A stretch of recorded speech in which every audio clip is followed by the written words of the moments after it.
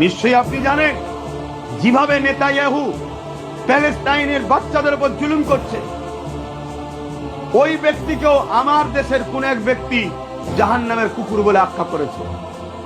আপনি জানেন অনেক উলামারা তারা হযরতে মুআবিয়া হুজুরের বিরোধী যারা করে, বড় বড় উলামারা তারা মুআবিয়া হুজুরের বিরোধীকারীকে জাহান্নামের কুকুর বলে আখ্যা দেয়। যারা পড়াশোনা না জানেন পড়ুন, মৌলী সাহেব পড়ুন।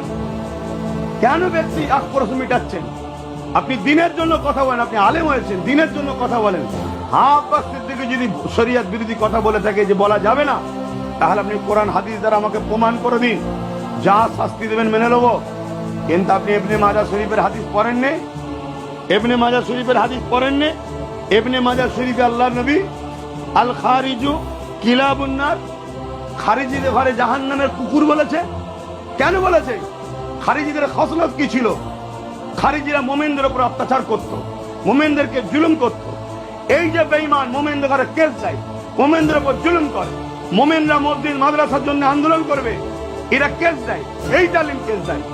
এ মুসলিম সূরাতে দাবি করছে হচ্ছে খারিজ ইসলাম থেকে বেরিয়ে গেছে, অত একে মানুষ চিনতে পারছে না।